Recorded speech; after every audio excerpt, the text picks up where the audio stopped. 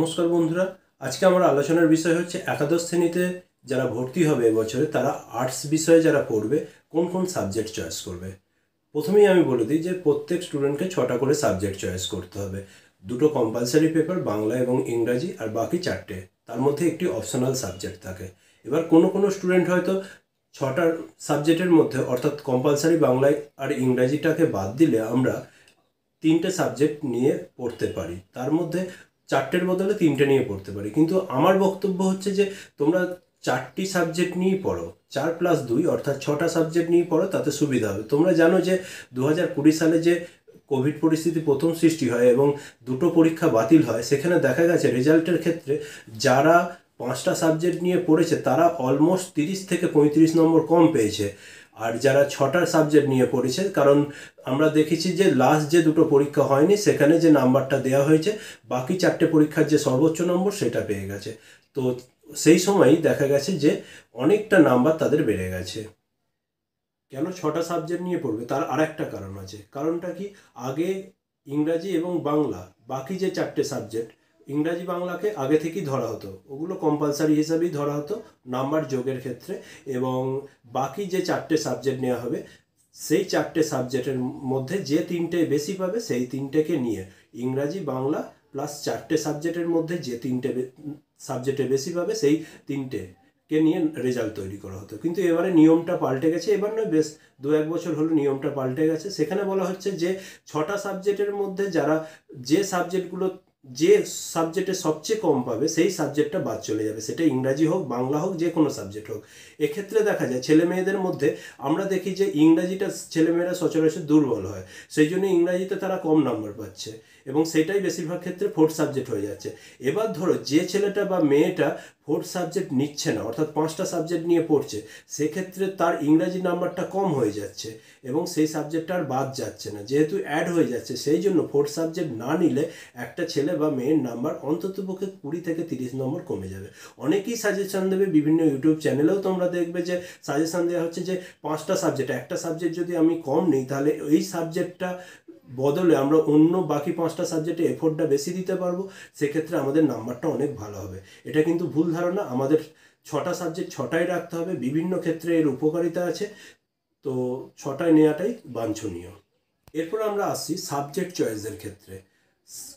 প্রথমেই বলে দিই, সাবজেক্ট চয়েসের ক্ষেত্রে আমাদের যদি আগে থেকে মনস্থির করা থাকে যে এই সাবজেক্টগুলো নেব, তাহলে আমাদের কি করতে হবে, আমাদের খোঁজ করতে হবে যে কোন স্কুলেতে এই সাবজেক্টগুলো আছে। কারণ 11-এ যারা ভর্তি হয় অনেকেই স্কুল চেঞ্জ করে নতুন স্কুলে আসে, সেই জন্য তাদের ক্ষেত্রে সুযোগ থাকে চয়েস করার যে এই সাবজেক্টগুলো নিয়ে আমি পড়তে চাই, এই স্কুলে গেলে আমি এই সাবজেক্টগুলো পাবো।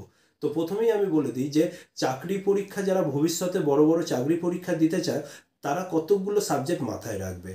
নাম্বার কিসে বেশি উঠবে, কিসে কম উঠবে, সেইগুলো ম্যাটার অবশ্যই মাথায় রাখতে হবে। কিন্তু আমার বক্তব্য, ভবিষ্যতে, একটু অদূর ভবিষ্যতের কথা যদি আমরা ভাবি, তাহলে দেখা যাবে যে ইতিহাস, ভূগোল অর্থাৎ হিস্ট্রি, জিওগ্রাফি, পলিটিক্যাল সায়েন্স আর ইকোনমিক্স, এই সাবজেক্টগুলো যদি নেওয়া যায় তাহলে কিন্তু ভবিষ্যতে আমাদের চাকরি পরীক্ষার যদি আমরা কোশ্চেন অ্যানালিসিস করি, ভবিষ্যতে নয় বর্তমানে যদি আমরা অ্যানালিসিস করি, আমরা দেখব যে চাকরি পরীক্ষায় বেশিরভাগ প্রশ্নগুলোই কিন্তু এই কতকগুলো সাবজেক্ট থেকে হয়। বেশিরভাগ প্রশ্নটাই, অনেকেই আফসোস করে যে সায়েন্সের স্টুডেন্টরা আফসোস করে যে সায়েন্স থেকে বেশি প্রশ্নই দেয় না, সব আর্টস থেকে দেয়। এবার আর্টসের এই সাবজেক্টগুলো থেকেই বেশি প্রশ্ন আসে। তো এই সাবজেক্টগুলোতে কম বেশি যাই নাম্বার উঠুক না কেন, এখন আর কম নাম্বার কোনো সাবজেক্টই ওঠে না। কারণ আমরা দেখেছি টোটাল নাম্বারের মধ্যে 100 নম্বরের পরীক্ষা হলে 20 নম্বর প্রজেক্টে যায়, আর বাকি 80 নম্বরের মধ্যে 40 নম্বরের শর্ট প্রশ্ন আসে আর 40 নম্বর লিখিত মানে বড় প্রশ্ন লিখতে হয়।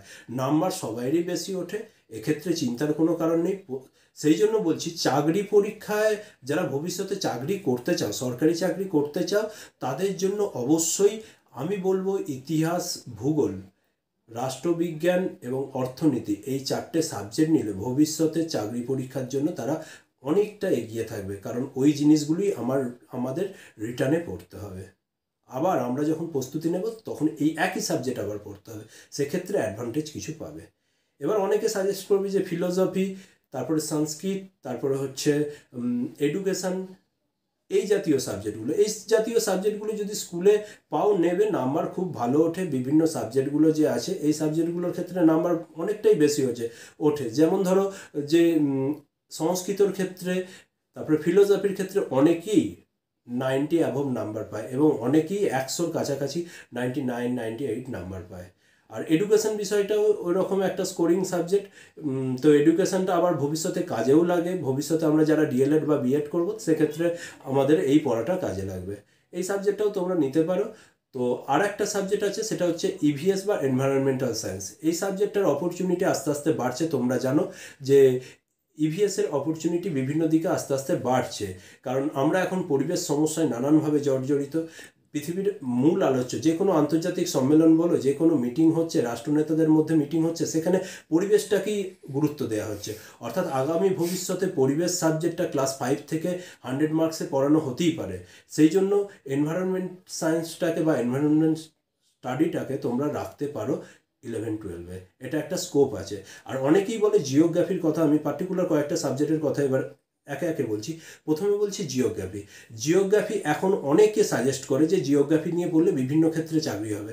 আবহবিদ হতে পারবে, তারপরে হচ্ছে ম্যাপিং যে সমস্ত আছে, অর্থাৎ ন্যাটমো এই জাতীয় সংস্থায় চাকরি পেতে পারবে, সার্ভে অফ ইন্ডিয়া সার্ভিস হতে পারে। কিন্তু এগুলো ভুল ধারণা। প্রথম কথাই হচ্ছে যাদের math plus physics plus geography আছে, তারাই একমাত্র আবহবিদ হিসাবে ওয়েদার স্টেশনগুলোতে কাজ করতে পারে। ওয়েদার অফিসগুলোতে, আবহাওয়া অফিসে চাকরি পেতে পারে। আর এছাড়াও যারা জিওলজিক্যাল ডিপার্টমেন্টে চাকরি করে সেক্ষেত্রেও তোমাদের জানো জিওলজি অনার্স লোকেদের নেয়। জিওগ্রাফি স্কোপ অপরচুনিটি কমছে, অনেক কমে গেছে। একমাত্র স্কুল সার্ভিস এবং স্কুলের চাকরিটাই ভরসা। সেক্ষেত্রে জিওগ্রাফি নিতে অবশ্যই নেবে, কিন্তু জিওগ্রাফি থেকে ভবিষ্যতে বিশাল স্কোপ আছে যারা বলে, তারা কিন্তু ভুল বলে, কারণ সুযোগ অনেক কমে আসছে।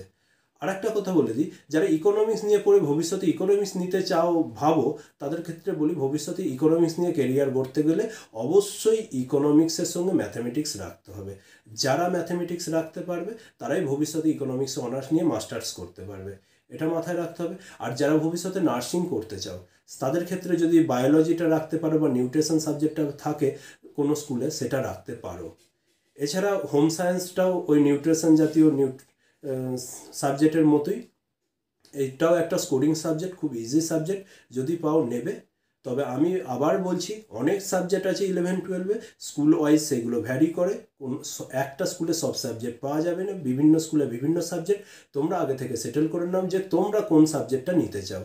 যে সাবজেক্টটা তোমরা নেবে সেই সাবজেক্টগুলো তোমাদের মনে যদি গাঁথা থাকে যে আমরা এই সাবজেক্টগুলো নিয়েই পড়াশোনা করব, কোন স্কুলে আছে তোমরা দেখে নেবে, সেই অনুযায়ী তোমরা স্কুলে যাও, তাহলে দেখবে তোমাদের ব্যাপারটা অনেক ইজি হয়ে যাবে। তো সাবজেক্ট চয়েস তোমাদের খুব ঠান্ডা মাথায় করতে হবে।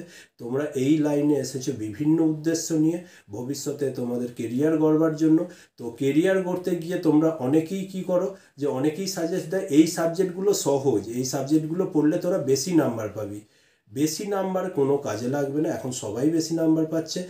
এখন উচ্চ মাধ্যমিকে মোটামুটিভাবে 50% ছেলেমেয়ে স্টার মার্কসের উপর নাম্বার পাচ্ছে। 400 পাওয়াটা খুব ইজি হয়ে গেছে। নাম্বার নিয়ে আমরা ধুয়ে খাবো না, আমাদের এই নলেজগুলো কাজে লাগাতে হবে, যেটা ভবিষ্যতে আমাদের কেরিয়ার গড়তে সাহায্য করবে। তাই নাম্বার গুরুত্ব দেবে নাকি আমরা ভবিষ্যতে কেরিয়ার গড়তে চাই, সেইটা গুরুত্ব রেখেই সাবজেক্টগুলো, মানে মাথায় রেখেই সাবজেক্টগুলো চয়েস করবে। তো আশা করছি আমার বক্তব্যটা তোমাদের কাছে খুব পরিষ্কার হয়েছে। এই অনুযায়ী তোমরা ভর্তি রেজাল্ট বেরোবে, আগামী 1 মাসের মধ্যেই মাধ্যমিকের রেজাল্ট বেরিয়ে যাবে। আশা করছি ওই অনুযায়ী তোমরা ডিসিশন নেবে।